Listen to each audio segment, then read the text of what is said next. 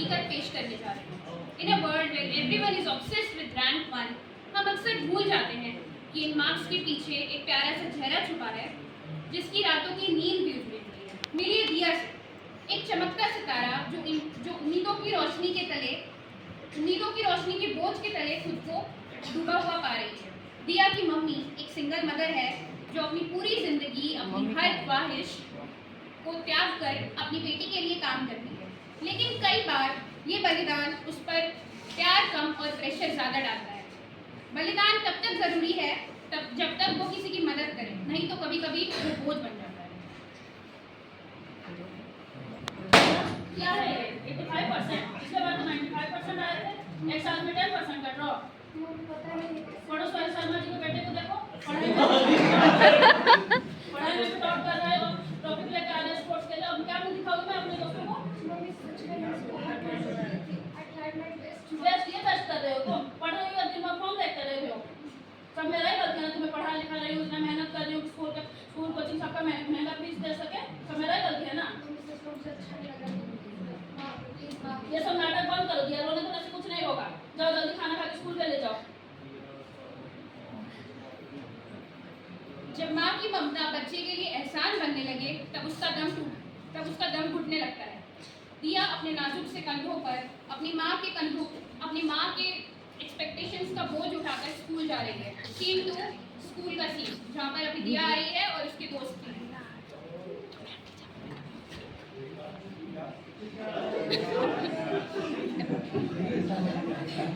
बिंदु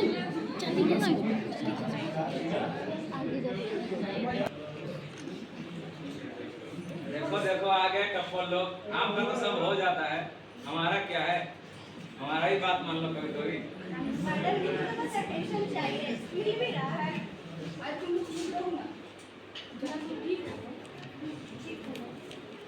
silent.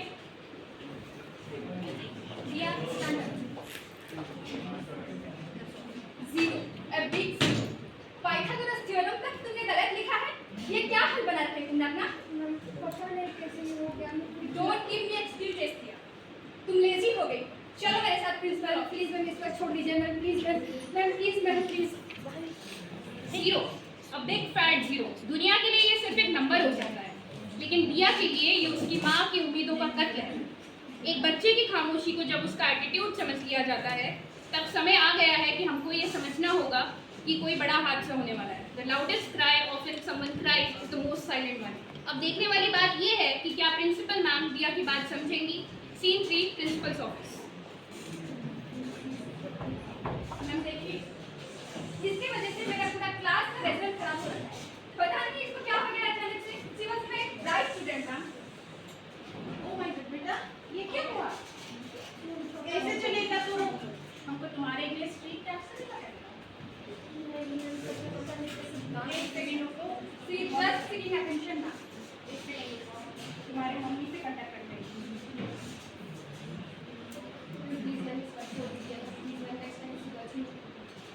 Hello madam, good morning. आके meeting principal office से। हाँ, दिया के बारे में कुछ बात करना था। हाँ, जल्दी मिलिएगा। ठीक। शोर तो बहुत है, सब चिल्ला रहे हैं। दिया की गलतियां सबको दिखाई दे रही हैं, पर उसके मन में क्या चल रहा है ये कोई भी नहीं सोचेगा। ऐसे समय पर एक सपोर्टिव टीचर का होना बहुत जरूरी है।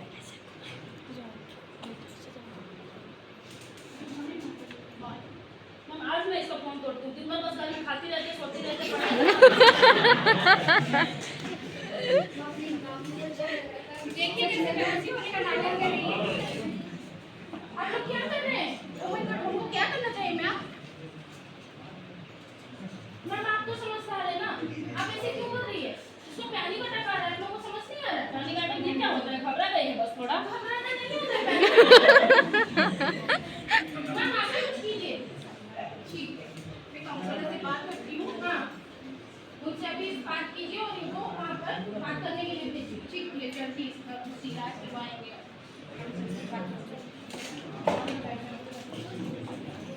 तूफान थम चुका है, पर तबाही के निशान अभी भी बाकी हैं।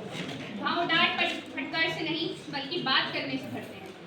दिया एक कोने पर चेयर पर बैठी हुई है और वो नीचे की तरफ देख रही है। जो काउंसलर है डॉक्टर तन्वी, वो आकर उनसे बात करने की कोशिश कर रही है।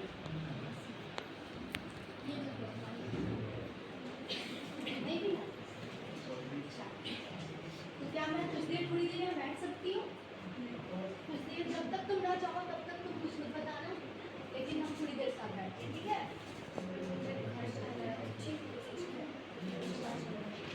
घर जाना है, ठीक है? तो हम घर से ही शुरू करते हैं। तो ये बताइए दिया कि आपको घर में सबसे अच्छा क्या लगता है? मुझे कहीं भी अच्छा नहीं लगता, वहाँ चारों तरफ बस सोच ही सोच है। मेरी मम्मी हमेशा मुझे डांटती है तो वो आवाज़ें करती है। क्या ये आवाज़ें तुम्हें डराती है? तो मुझे बहुत डराती है ये आवाज़ें, मुझे सोने भी नहीं देती ये आवाज़ें।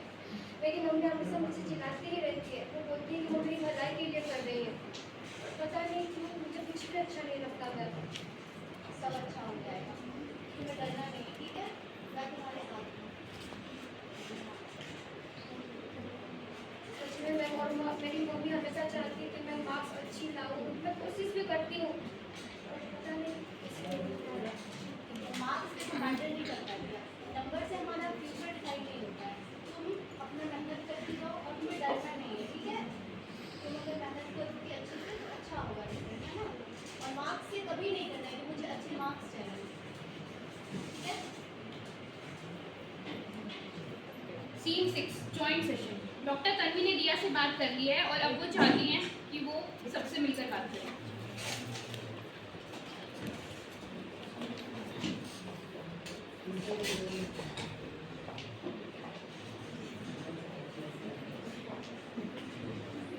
मैम अब ये ठीक है, चलो क्या पैकिंग करो, घर जाकर पढ़ना भी है, कल कोचिंग में टेस्ट है।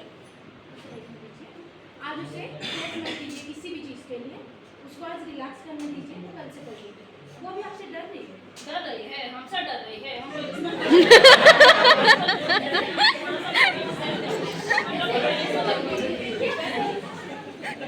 आप मम्मी आपने समझेंगी कौन समझेगी?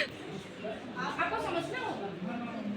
अगर आप बच्चे के साथ ऐसे सिखाइएगा तो वो कभी ठीक नहीं हो पाएगी, वो दिमागी तौर पर बीमार हो रही है। आपको समझना पड़ेगा, उसको प्यार से हैंडल करना पड़ेगा, तभी वो मेंटली ठीक रहेगी, वरना उसका रिजल्ट भी वैसे ही जाते जाएगा खराब और वो सही नहीं रहेगी। उसकी तबियत देखिए आप कैसा है। तो क्या मम्मी ने इतना डरा दिया दिया? माफ कर दो बेटा, हमें नहीं पता था तुम्हें कौन सा टॉपर दिया ने अपना प्यारी बेटी चाहिए। तुम जो भी पढ़ो, जैसे भी पढ़ो, हम हर बात के साथ हैं।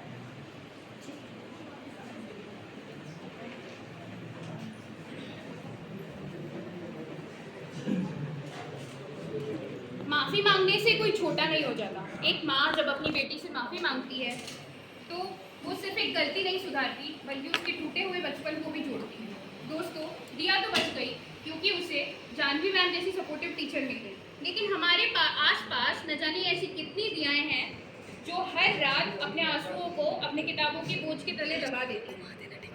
क्या इन बच्चों का जीवन, उनकी पहचान, क्या उनके सिर्फ मार्क्स पर डिपेंड करनी चाहिए? आप भी सोचिए। बिल्कुल भी नहीं, बिल्कुल भी नहीं।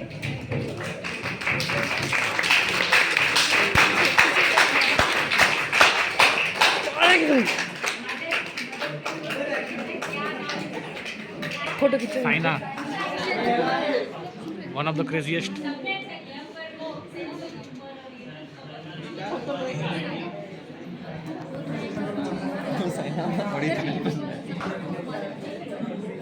पुष्पा हट यहाँ से, भाग भाग यहाँ से, भाग।